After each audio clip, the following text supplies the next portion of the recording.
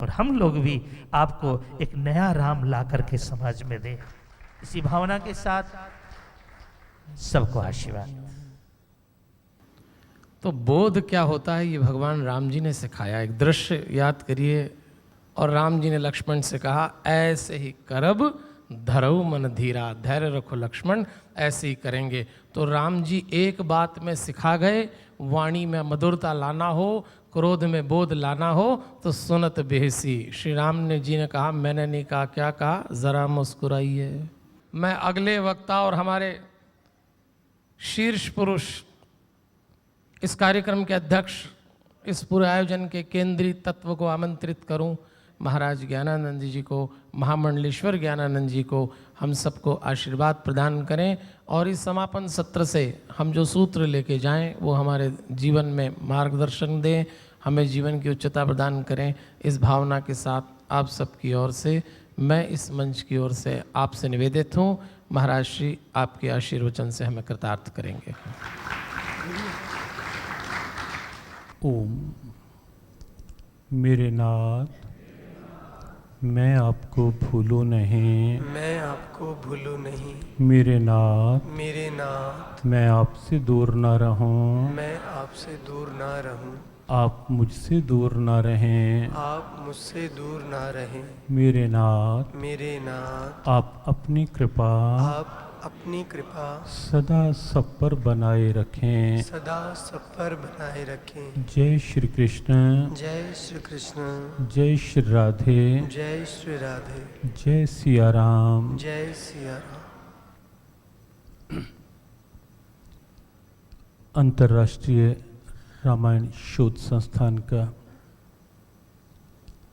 यह सुंदर प्रेरक प्रयास अपनी मातृभूमि से सुदूर इंडोनेशिया के इस बिंतान द्वीप में आज अपने विश्राम सत्र की ओर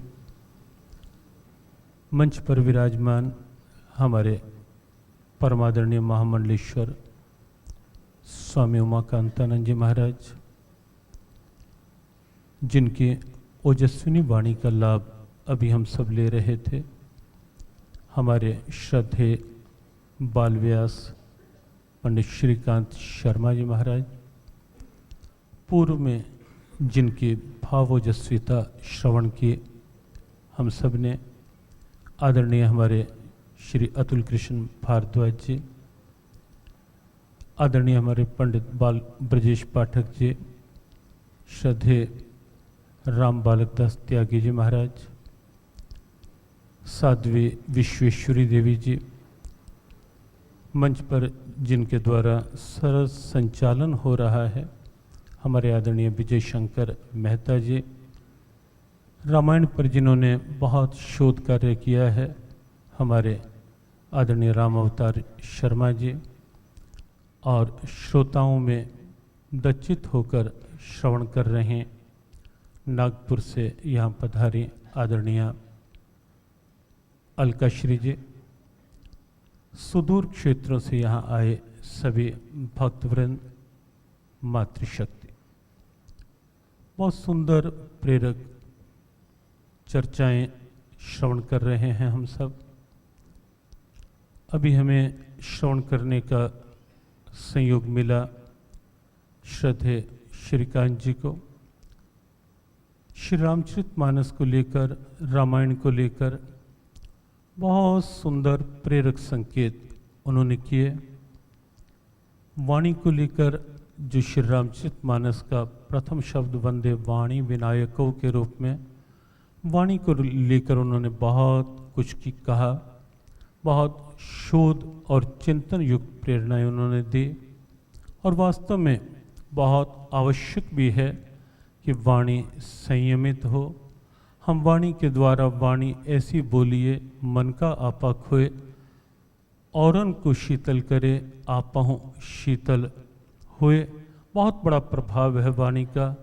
पूरे शरीर में एक ही अंग ऐसा है जिसमें हड्डी नहीं है, बहुत कोमल है। श्री रामचरितमानस में तो उदाहरण दिया गया कि रहनी कैसी है, विभीषण जी कहते हैं कि रहनी ऐसी है जिमी दशनन महजी बेचारी। मेरी रहनी कैसी है, जैसे दांतों में जीभ है। आप जानते हैं कि जब कभी जीभ अचानक कुछ खाते हुए दांतों के नीचे आ जाती है तो कितना कष्ट होता है। लेकिन वही जीभ, कभी आपने ये भी अनुभव किया होगा, बहुत बार होता है कि दांत में कभी कोई तिनका, कभी कुछ खाते हुए सब्जी का कोई कण दांत में जब उलझ जाता है तो जीवा को चैन नहीं पड़ता तब तक, जब तक दांत में फंसे हुए उस तिनके को निकाल नहीं लेते। बार बार वहाँ दांत के पास जाएगी, सहलाएगी।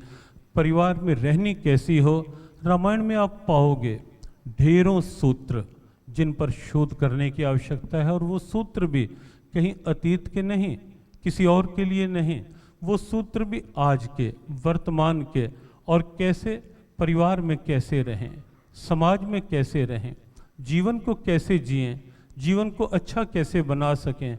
रामचरितमानस का, रामायण का हर संकेत आपको लगेगा जैसे मेरे जीवन के लिए है, मेरे पारिवारिक जीवन के लिए है। हर संकेत आपको लगे, और कितनी सुंदर कला कि कैसे रहें। बहुत बार बहुत से लोग कह देते हैं कि स्वभाव की बात कि महाराज घर में हम तो शांत रहें, हम तो क्रोध ना करें, लेकिन यदि दूसरा कोई क्रोध दिलवाए तो।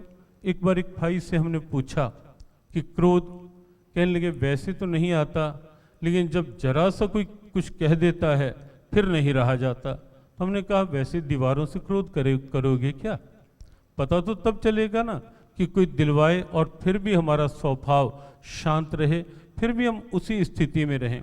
तो यहाँ उसका निराकरण है कि किसी का स्वभाव कैसा भी है, हम जिह्वा की तरह अपने स्वभाव को ऐसा रखें कि किसी को कष्ट है हम उसके कष्ट निवारण का प्रयास करें, ना कि उसके प्रभाव को हम अपने ऊपर लें। और एक बात और कहकर आगे का प्रसंग, जीवा एक ऐसा अंग है, पूरे शरीर में आप देखेंगे कोई भी ऐसा अंग नहीं जहां मांस के साथ हड्डी नहीं, कोई भी अंग नहीं आपको दिखाई देगा। केवल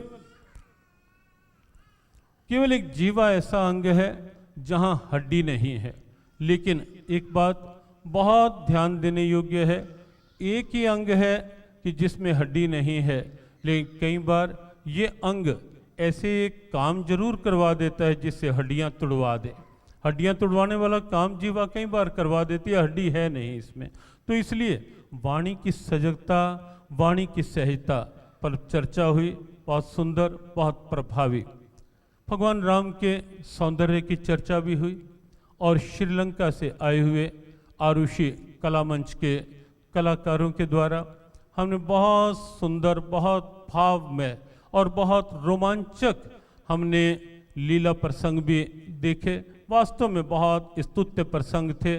बार बार हृदय से वंदना उन कलाकारों के प्रति और उनके निर्देशकों के प्रति, बार बार हृदय से स्वाभाविक वंदना के भाव निकल रहे थे।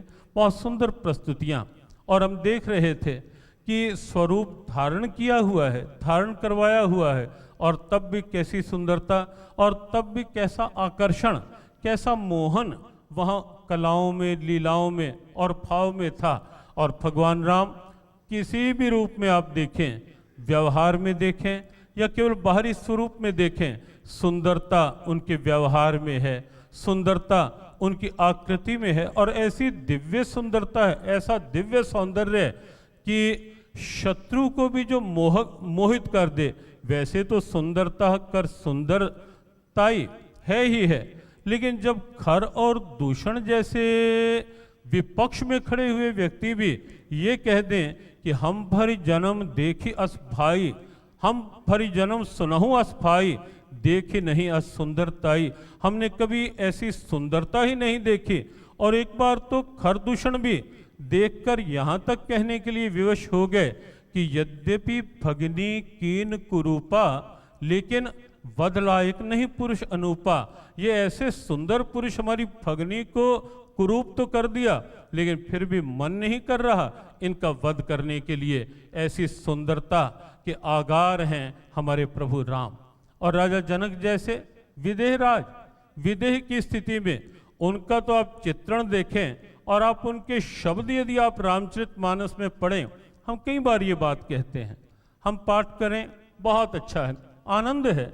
श्री रामचरितमानस का पाठ करें, गीता का पाठ करें, या जो भी पाठ हम करते हैं, सुंदरकांड करें, लेकिन कभी कभी ऐसा भी हो हम किसी भाव में आकर उसका भाव का आनंद लें, हम भाव में रम जाने का प्रयास करें, खो जाने का प्रयास करें, और वहाँ आप पाओगे वहाँ जो शोध होगा वो शोध बाहर की किसी स्थिति का नहीं, वो शोध अंदर की एक तात्विक अनुभूति के रूप में एक सहज आनंद का वर्धन करता हुआ शोध होगा, जो अंदर से निकला हुआ शोध होगा। कभी ऐसा हो। और कभी आप देखें कि भगवान राम को प्रथम दृष्टया जब राजा जनक ने देखा, राजा जनक की स्थिति क्या हो गई, मूर्ति मधुर मनोहर देखी भयहु विदेह विदेह विशेषी, और आगे इन्हीं विलोकत अति अनुरागा बरबस ब्रह्म सुख ही मन त्यागा। इन्हीं विलोकत, इन्हें तो देखने से ही अंदर ऐसा वैराग उत्पन्न हो रहा है कि ऐसा भाव उत्पन्न हो रहा है अनुराग का कि सहज विराग रूप मन मोरा थकित होत जिमि चंद चकोरा, कि निहारते निहारते इस सौंदर्य को आंख थक नहीं रही। तो ऐसी दिव्यता प्रभु राम के सौंदर्य में है, लेकिन भूलना नहीं कि ये दिव्यता सुंदरता की उनके बाहरी स्वरूप की नहीं, उनके व्यवहार की है, उनके आचरण की है। हमारे अतुल जी ने भगवान राम को लेकर रामो विग्रहवान धर्मा के रूप में बहुत सुंदर स्तुति की, और उस शब्द को लेकर कि धर्म की जागृति के रूप में उन्होंने कई उदाहरण भी दिए। धर्म के स्वरूप को लेकर राम साक्षात धर्म है, यह निश्चित है, साक्षात धर्म। लेकिन आज के संदर्भ में बहुत आवश्यक है, बहुत आवश्यक है ये समझना, ये विचारना, क्योंकि धर्म के नाम पर आज जितना अधर्म देखा जा रहा है, धर्म के कारण नहीं, शब्द को, हर शब्द को ध्यान से केवल सुनने का नहीं, पकड़ने का प्रयास करें। धर्म के कारण से अधर्म नहीं। बहुत से लोग कहते हैं कि धर्म के कारण आज इतने झगड़े हो रहे हैं, धर्म के कारण नहीं हो रहे, धर्म को ना समझने के कारण हो रहे हैं। मेरे भारत का गौरव तो पुंडरीक है, जो भगवान को भी चुप करा देता है कि द्वार पर खड़े रहो, अभी मैं पिता के चरण सेवा में हूँ, अभी आपसे बात नहीं कर सकता। आओ उस गौरव को पहचाने। राम वो धर्म है जो हमें हमारे गौरव में लाते हैं। राम वो धर्म है जो हमें हमारे कर्तव्य की पहचान करना सिखाते हैं। राम वो धर्म है जो हमारी पाश्विकता को मिटाकर हमारे भीतर की इंसानियत को जगाते हैं। राम वो धर्म है जो हमारे भीतर के देवत्व को जगाते हैं, ब्रह्मत्व को, और सर्वत्र सब में उस ब्रह्म को दिखा करके पूरे विश्व को विश्व बंधुत्व के सूत्र में पिरोने की क्षमता रखते हैं। राम वो धर्म है, और इसीलिए आज आवश्यक हैं राम, आज आवश्यकता है रामायण की, आज आवश्यकता है ऐसी परंपराओं की, ऐसे आदर्शों की, ऐसे शोध की, जो शोध हमें व्यवहारिक धरातल तक ऐसा सिखा दे कि हम कैसे जिएं, हम कैसे जिएं, किस ढंग से जिएं, माता पिता के प्रति क्या कर्तव्य, राष्ट्र के प्रति क्या कर्तव्य, अपनी संस्कृति के प्रति क्या कर्तव्य, और जिसके लिए जीवन मिला उस परमात्मा के लिए हमारा क्या कर्तव्य है। अंतर्राष्ट्रीय रामायण शोध संस्थान अच्छे भाव के साथ प्रारंभ है शोध संस्थान का। भगवान कृपा बनाए रखें, ये भाव बना रहे, आगे बढ़ता रहे, और व्यवहारिक कार्यों के रूप में ये शोध, क्योंकि हम एक बात हर संस्था से कहते हैं, अपनी संस्थाओं से भी बड़े साफ सब लोग जानते हैं, जब भी मीटिंग्स होती हैं एक बात साफ कही जाती है कि संस्था बने बुरा नहीं है, लेकिन केवल नाम के लिए बने या दाम के लिए बने बिल्कुल अच्छा नहीं है। काम के लिए बने, काम हो नाम ना भी हो बहुत अच्छा है। काम के आधार पर नाम भी हो जाए तो बुरा नहीं है, लेकिन नाम हो और नाम के पीछे भी केवल कहीं दाम हो, काम कहीं ना हो या उतना ना हो तो वो कहीं भी अच्छा नहीं है। और इसीलिए हमारा ये संकेत आज प्रबल आवश्यकता है ऐसे शोध संस्थानों की, लेकिन शुभकामनाओं के साथ ये संकेत अवश्य कि व्यवहारिक धरातल पर हम देखें कि कहाँ किन क्षेत्रों में किस किस रूप में कहाँ राम उपयोगी हो सकते हैं, कहाँ रामायण उपयोगी हो सकती है और कहाँ उसे साथ लेकर के हमारा शोध संस्थान उपयोगी हो सकता है। यदि व्यवहारिक धरातल पर कुछ हम करेंगे, क्योंकि दुनिया आज व्यवहार चाहती है, दुनिया आज व्यवहारिक आचरण चाहती है और ये सत्य है कि शब्द की अपेक्षा क्रिया कहीं अधिक बोलती है। Action speaks higher than words, और हमें वही करके दिखाना है, केवल बोल के नहीं, वास्तव में व्यवहार से ये संस्था कुछ करती हुई दिखे, औरों के लिए एक प्रेरणा बने और भी इस संस्था से प्रेरणा लेकर इस दिशा में आगे बढ़ सकें। अंतर्राष्ट्रीय रामायण शोध संस्थान के लिए हमारी हृदय से शुभकामना, मंगल कामना। जो भी इस संस्थान में सहयोगी हो रहे हैं, हमारे राकेश अरोड़ा जी, निशांत अरोड़ा जी और उनके साथ हमारे महावीर टाटिया जी, बीच बीच में हमारे गजेंद्र सोलंकी जी के काव्य पाठ भी संस्था को उद्बोधित करते रहते हैं, और भी अनेक शुभेच्छुजन इस संस्थान के साथ व्यवहारिक रूप में जुड़े हैं। अनेक संतों का आशीर्वाद इस संस्थान को प्राप्त हुआ है। ये भाव संस्था का बना रहे। हृदय से हमारी शुभकामना, मंगल कामना। मंच पर अनेक संत यहाँ आज विराजित हैं, अनेकों को आपने सुना, लेकिन जिन्हें आप नहीं भी आज श्रवण कर पाए उनकी ओर से भी हम शुभकामनाएं दे रहे हैं। वैसे तो अच्छा रहता, हमारा तो था मन, अच्छा रहता भले ही 5-5 मिनट दो शब्द शुभकामनाओं के होते, लेकिन जैसी मंच की व्यवस्था निर्धारित हुई उसके अनुरूप हम उन सब की ओर से जो मंच पर बैठे हैं, जिनका मौन आशीर्वाद आपको मिला है, मिल रहा है, और निश्चित रूप से किसी भी महापुरुष में क्षमता होती है। आवश्यक नहीं कि बोलकर ही उपदेश हो, मौन भी कई बार उपदेश दे जाता है। उन सब की ओर से भी आपके लिए हमारी हृदय से शुभकामना। आप सुदूर क्षेत्रों से यहाँ आए, बहुत से भक्तजन क्रूज़ यात्रा में साथ रहे, बहुत से भक्तजन यहीं आकर के सम्मिलित हुए। सबके लिए शुभकामना, मंगल कामना। ये अंतर्राष्ट्रीय शोध संस्थान कण कण जन जन में प्रेम, सद्भाव और राम के उस वास्तविक व्यवहारिक धर्म की स्थापना करने में सहयोगी सिद्ध हो। कण कण जन जन को मंगल कामना, शुभकामना प्रेषित करते हुए प्रार्थना के वाक्यों के साथ वाणी को विश्राम।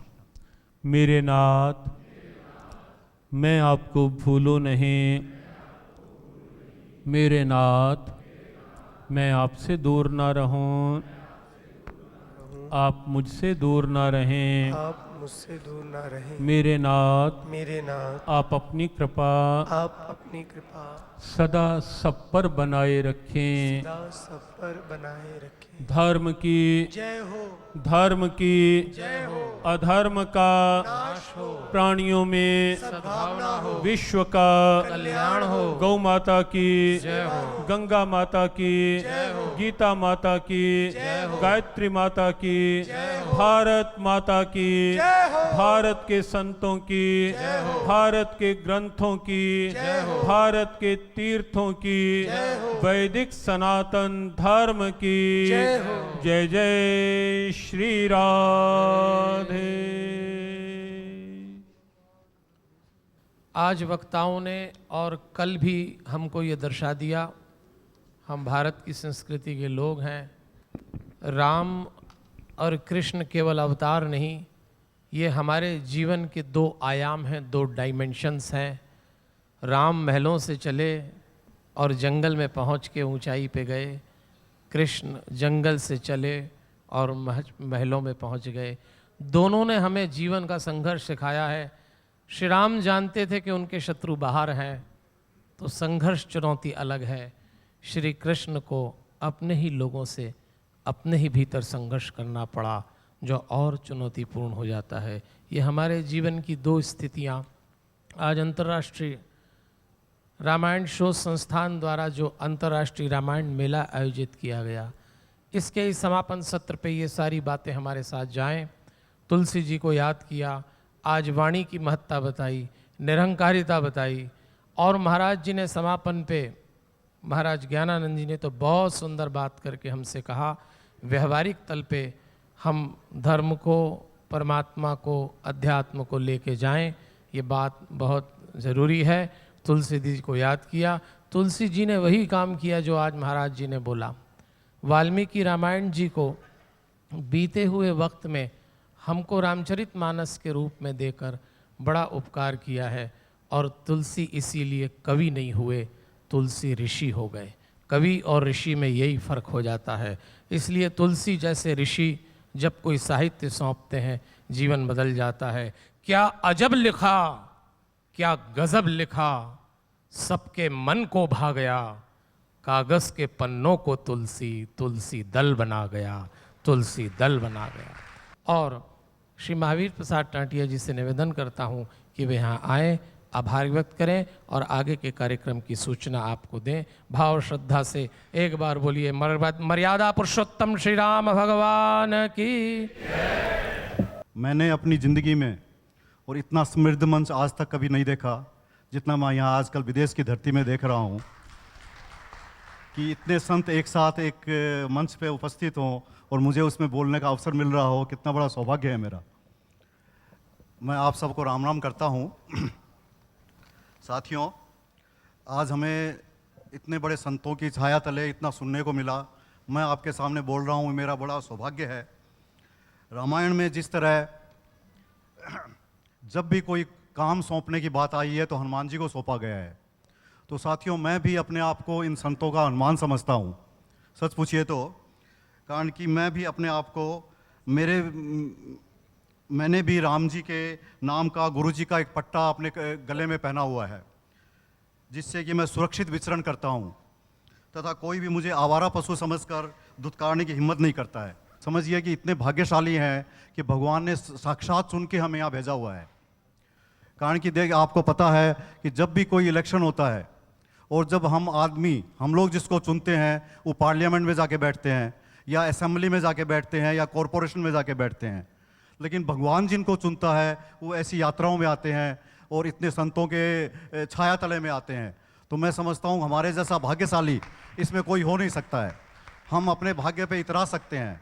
और मैं एक आपको और विश्वास दिलाता हूँ कि अभी जब आप भारत पहुँचेंगे तो आपके जितने रुके हुए काम हैं सब आपको ख़त्म हुए मिलेंगे, और वहाँ जाके आप कोई भी नया काम शुरू करेंगे तो उसमें आपको सफलता मिलनी है, ये निश्चित है।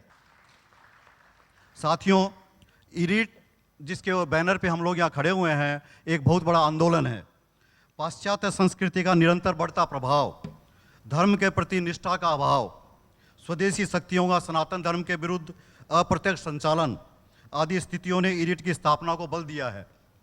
हमारा मुख्य उद्देश्य रामायण, हिंदू धर्म और संस्कृति को वैश्विक मंच पर लाना है। सर्वे भवन्तु सुखिनः की परंपरा को आगे बढ़ाते हुए सामाजिक कार्यों की मातृभूमि से विश्व स्तर पर ले जाने की तैयारी पूरी हो चुकी है, जिसकी शुरुआत आज यहाँ हो रही है।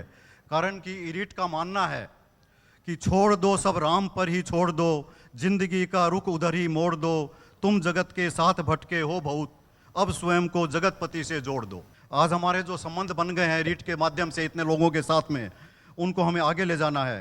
कारण कि संबंध सिर्फ सीढ़ी नहीं होते हैं जिसे ऊपर चढ़ने के बाद हटा दिया जाए।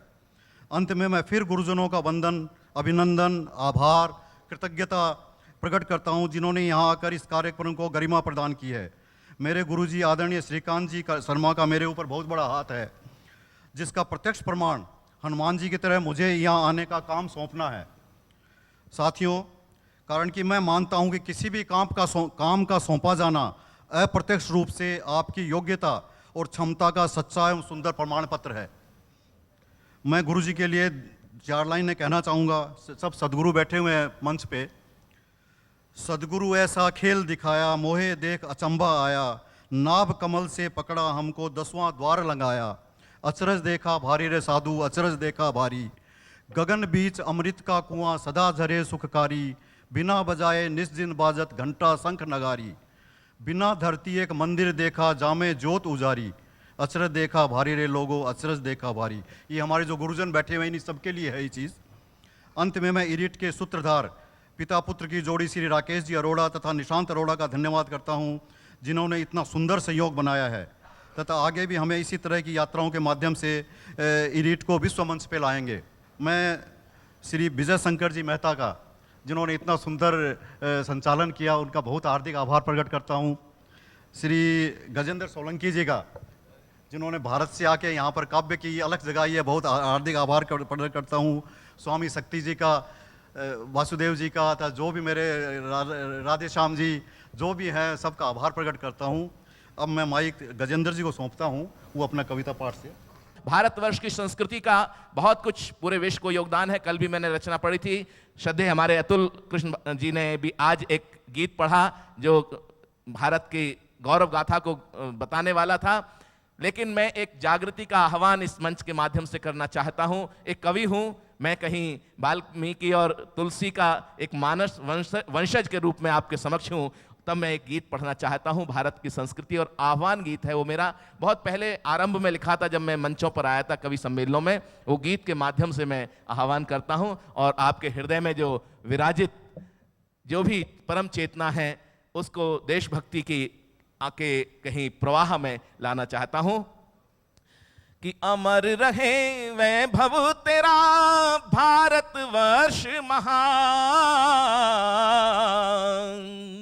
करेंगे हर एक सांस पर तेरा ही यशगान, तेरा गौरव गान। उठ जाग भारत जाग रे, उठ जाग भारत जाग रे, आलस निद्रा त्याग रे, पुरुषार्थ का बीड़ा उठा जागेगा तेरा भाग रे। उठ जाग भारत जाग रे, आलस निद्रा त्याग रे, कि उठ जाग भारत जाग रे, आलस निद्रा त्याग रे, पुरुषार्थ का बीड़ा उठा जागेगा तेरा भाग रे। उठ जाग भारत जाग रे, टुकड़ों में जो तू बट रहा, उत्साह तेरा घट रहा, टुकड़ों में जो तू बट रहा, उत्साह तेरा घट रहा। संघर्ष की बेला है ये, तू एकता का बिगुल बजा, अब एकता का बिगुल बजा। उठ जाग भारत जाग रे, आलस निद्रा त्याग रे, ऋषियों की है संतान तू और शहीदों का अरमान तू, ऋषियों की है संतान तू और शहीदों का अरमान तू। गौरव है राम और कृष्ण का, है भविष्य का भगवान तू, है भविष्य का भगवान तू। उठ जाग भारत जाग रे, आलस निद्रा त्याग रे, अब छोड़ राग ये जात का, पंजाब का गुजरात का, अब छोड़ राग ये जात का, पंजाब का गुजरात का।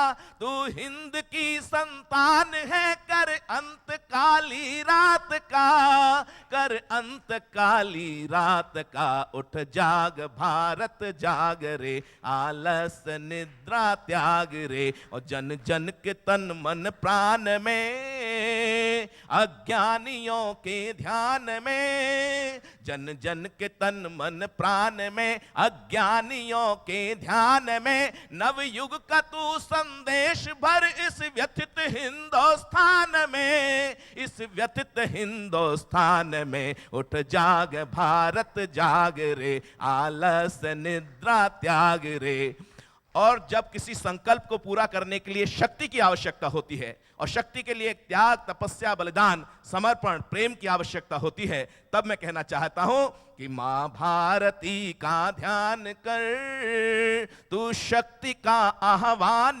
कर। मां भारती का ध्यान कर, तू शक्ति का आह्वान कर। अब राष्ट्र के कल्याण हित निज स्वार्थ का बलिदान कर, निज स्वार्थ का बलिदान कर। उठ जाग भारत जाग रे, आलस निद्रा त्याग रे। पुरुषार्थ का बीड़ा उठा, जागेगा तेरा भाग रे। उठ जाग भारत जाग, उठ जाग भारत जाग, उठ जाग भारत जाग, उठ जाग भारत जाग।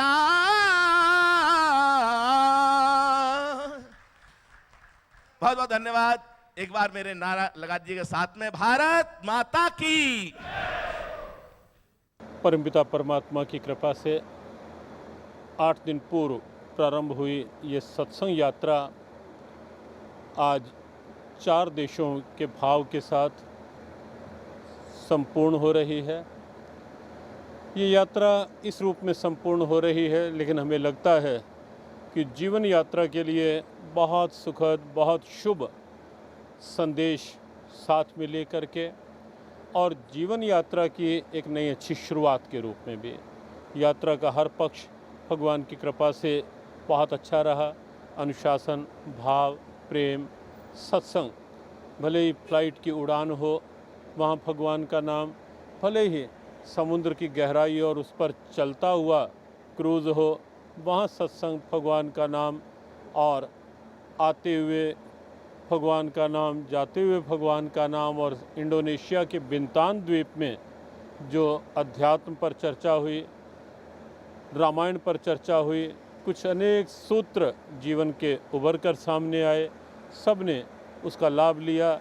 श्रीलंका के कलाकारों के द्वारा किया गया भगवान राम की लीलाओं का मूक भावनात्मक मंचन यात्रा का एक अच्छा प्रेरणात्मक, भावात्मक गौरव रहा।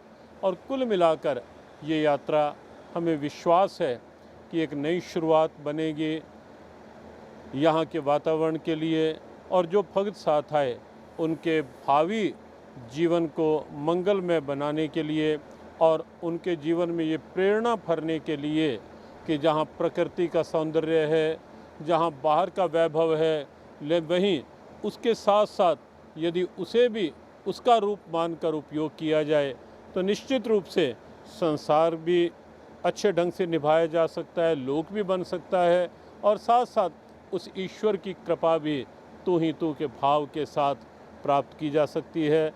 हमारी हृदय से शुभकामना यात्रा के इस विश्राम अवसर पर कण कण के लिए, जन जन के लिए, अंतर्राष्ट्रीय रामायण शोध संस्थान के लिए, सभी शुभेच्छुओं के लिए शुभकामनाओं के साथ वाणी ओम।